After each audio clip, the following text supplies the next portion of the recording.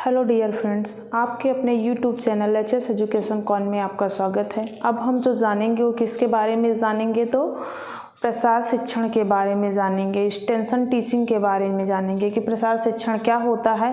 प्रसार शिक्षण के माध्यम से कैसे अपने व्यवहार में परिवर्तन ला करके हम अपना सर्वांगीण विकास कर सकते हैं, ताकि जिसके बारे में जानेंगे।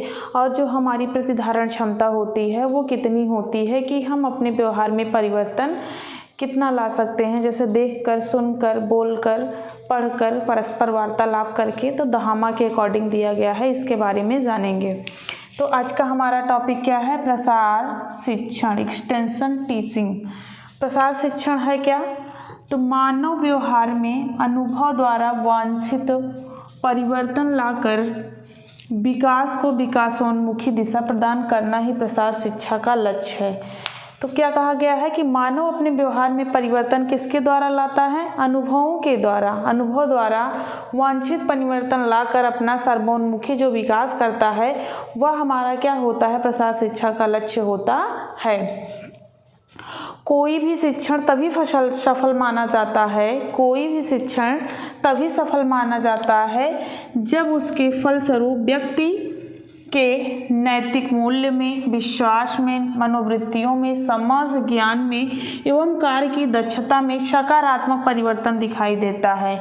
तो कहने का मतलब है कि कोई भी शिक्षण को तभी सफल हम मानते हैं कि हमारी शिक्षण व्यवस्था जो है वो सफल हुई है व्यक्ति के स्वभाव में, नैतिक मूल्यों में, विश्वास में, मनोवृत्तियों में, समझ में, ज्ञान में, उसके कार्य दक्षता में जब परिवर्तन आ जाता है या सकारात्मक दृष्टिकोण दिखाई देने लगता है, तब हम मानते हैं कि जो हमारी शिक्षा है या हमारी जो शिक्षा व्यवस्था है वह पूर्ण रूप से सफल हो चुकी है। फिर आगे हम लिखे हैं कि मानव व्यवहार में परिवर्तन तभी आते हैं जब उसकी अभिप्रेरक शक्तियाँ व्यक्ति को प्रभावित करती हैं। और प्रेरक शक्तियाँ मतलब मोटिवेशन फैक्टर जो होते हैं, कि मानव व्यवहार में तभी परिवर्तन आते हैं जब हम अंदर से मोटिवेट होते हैं, स्वतः मोटिवेट होते हैं। जब कोई अभिप्रेरणा व्यक्ति के अंदर कार्य करता है तो वह अधिक सक्रियता एवं उत्साह से सीखता है। कहने का मतलब होता है कि जब हम स्वयं प्रेरित होते हैं, स्व मोटिवेशन हमारे अंदर होता है, तो हम किसी भी कार्य को अत्यधिक शीघ्रता के साथ करते हैं और उसको शीघ्रता के साथ सीखते हैं। कहने का मतलब है जिस चीज़ में हमारी रुचि नहीं होती है उसको हम सीखने की कोशिश भी नहीं करते हैं तो हम उस चीज़ को नहीं सीख पाते हैं। जैसे अभी हमारे लिए मोटिवेशन क्या है? हमारा एग्ज़ाम।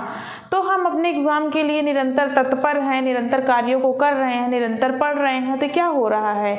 हमारे अंदर परिमार्जन हो रहा है। हम धीरे धीरे क्या कर रहे हैं? अपनी प्रतिधारण क्षमता को बढ़ा रहे हैं, सीख रहे हैं।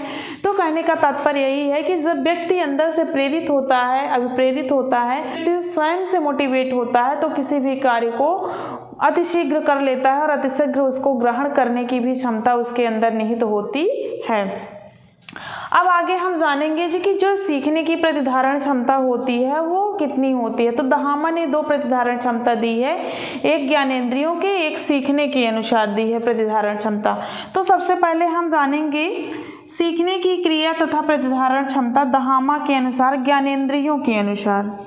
ज्ञानेंद्रियों के अनुसार तो दहामा ने जो ज्ञानेंद्रियों के अनुसार प्रतिधारण क्षमता दिया है, स्वाद से किया है जीभ को 1%, स्पर्श का दिया है त्वचा का 1.5%, घ्राण का दिया है नाक का 3.5%, श्रवण और कान का दिया है 11%, दृष्टि और आँख का दिया है 83%। तो क्वेश्चन यहाँ से भी बन सकता है कि हमारी ज्ञानेंद्रियाँ कितनी होती हैं? तो 5 होती हैं।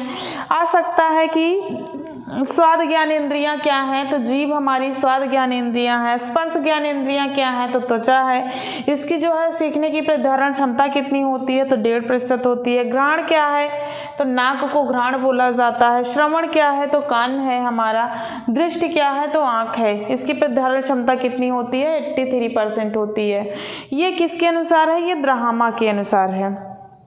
अब हम आगे जानेंगे दहामा के अनुसार सीखने की प्रतिधारण क्षमता।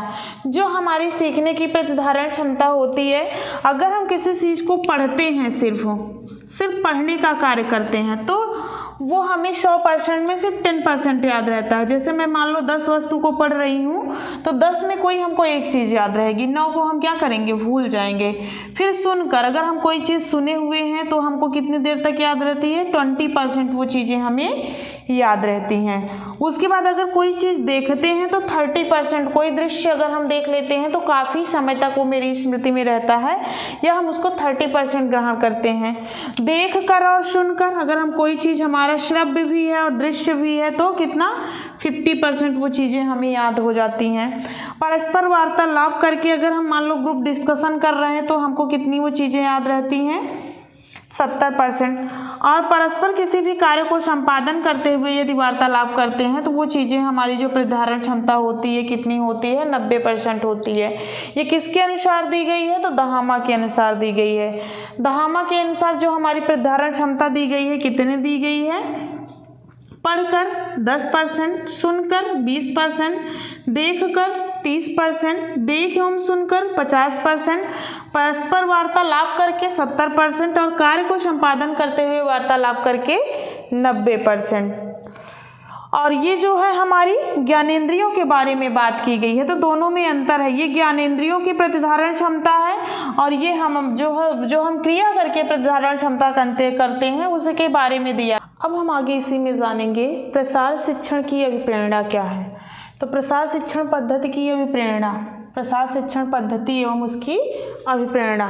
अभिप्रेरणा क्या है, तो प्रसार शिक्षण स्वैच्छिक शिक्षण के सिद्धांतों का पालन करता है। प्रसार शिक्षण कैसी प्रशिक्षण विधि है, तो स्वैच्छिक शिक्षण सिद्धांतों का पालन करती है और स्वयं की सहायता हेतु स्वेच्छा से शिक्षा ग्रहण करने के निमित्त कोई भी व्यक्ति तभी जिज्ञासु या प्रयत्नशील होता है जब कोई प्रेरक शक्ति उसे प्रभावित करती है। कहने का मतलब है कि जैसे मान लो हमारा एग्ज़ाम है, अभी एग्ज़ाम की डेट आ जाए तो हम लोग क्या करेंगे, कार्य को और तेज़ी से करने लगेंगे और गतिशील हो जाएंगे, अंदर से मोटिवेट हो जाएंगे, कब हमारा एग्ज़ाम आ गया है।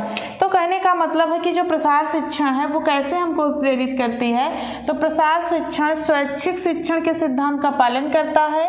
स्वयं की सहायता हेतु स्वेच्छा से शिक्षा ग्रहण करने के निमित्त कोई भी व्यक्ति जिज्ञासु या प्रयत्नशील होता है।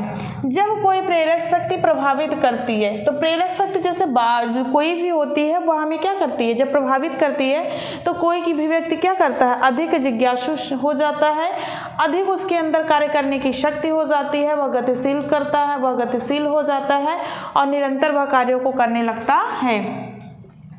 मनुष्य की सभी क्रियाएं अभिप्रेरणा द्वारा होती हैं। कहने का मतलब है मनुष्य जितनी भी क्रियाएं करता है वह सब मोटिवेशन के द्वारा करता है, प्रेरणा के द्वारा होती हैं और प्रत्येक मानवीय क्रिया के पीछे कोई ना कोई अभिप्रेरक शक्ति होती है। मनुष्य जितनी भी सारी क्रियाएं करता है सभी के पीछे अभिप्रेरक शक्ति होती है। तो अभिप्रेरणा का हमारे जीवन में एक अहम रोल है, यही प्रसार शिक्षा के अंतर्गत बताया गया है।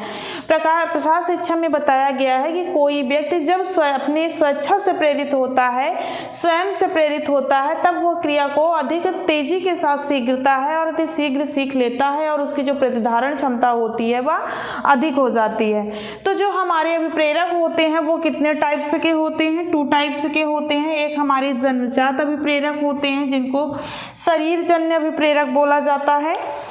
ये जो शरीरजन्य अभिप्रेरक होते हैं, जन्मजात होते हैं, ये सभी जीवों में पाए जाते हैं। जैसे हमारे जन्मजात अभिप्रेरक क्या क्या होते हैं, भूख होती है, प्यास होती है, मल मूत्र त्यागने की इच्छा होती है, खतरे से बचने की इच्छा आदि चीज़ें आती हैं। ये सब किसमें, शरीरजन्य अभिप्रेरक होती हैं। इनको हमें कहीं से सीखने की आवश्यकता नहीं होती है, हमारे अंदर पहले से ही निहित होती हैं। उसके बाद हमारा सेकंड है उपार्जित अभिप्रेरक। उपार्जित अभिप्रेरक के अंतर्गत क्या क्या है, तो उपार्जित अभिप्रेरक वे अभिप्रेरक होते हैं। मनुष्यों के अंदर व्यक्ति जब जन्म लेता है तो उसके अंदर कुछ जन्मजात अभिप्रेरक तो निहित होते हैं, लेकिन कुछ उपार्जित अभिप्रेरक भी होते हैं। जैसे मनुष्य अपनी आवश्यकताओं को प्राप्त कर लेता है, जैसे भूख हो गया, नींद हो गई, प्यास हो गया, मलमूत्र त्यागने की इच्छा हो गई। परंतु जब व्यक्ति की जैसे जैसे आयु बढ़ती जाती है उसकी जो है अभिप्रेरकों में क्या होता है, परिमार्जन होता जाता है। तो व्यक्ति की कुछ व्यक्तिगत अभिप्रेरक होते हैं और कुछ सामाजिक अभिप्रेरक होते हैं। व्यक्तिगत अभिप्रेरक में जब परिमार्जन होता है तो उनकी आदतों में परिमार्जन होता है, जीवन लक्ष्य में होता है, अभिरुचि में होता है, अभिवृद्धि में होता है, दृष्टिकोण में परिवर्तन होता है और उनकी इच्छाओं में परिवर्तन होता है।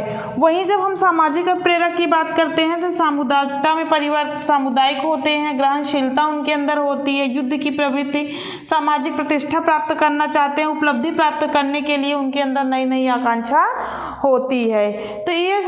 तो हमने आपको क्या बताया, व्यक्तिगत अभिप्रेरक के अंतर्गत व्यक्ति के जीवन की आदतें, उनके लक्ष्य, व्यक्ति के जीवन की आदतें, जीवन लक्ष्य, अभिरुचि, अभिवृत्ति, दृष्टिकोण, अचेतन इच्छाएं आदि चीजें आती हैं। जबकि सामाजिक अभिप्रेरकों के अंतर्गत सामुदायिकता, संग्रहशीलता, युद्ध प्रवृत्ति, सामाजिक प्रतिष्ठा, उपलब्धि प्राप्त करने की आकांक्षा आदि से जुड़े हुए होते हैं। तो ये था आज का टॉपिक हमारा, प्रसार शिक्षण पद्धति एवं उनके अभिप्रेरक तत्व। इस वीडियो में बस इतना ही। आप इसे अपने फ्रेंडों के साथ शेयर करें, वीडियो को लाइक करें और कमेंट करें। अब हम आपको मिलेंगे नेक्स्ट वीडियो में, तब तक के लिए धन्यवाद।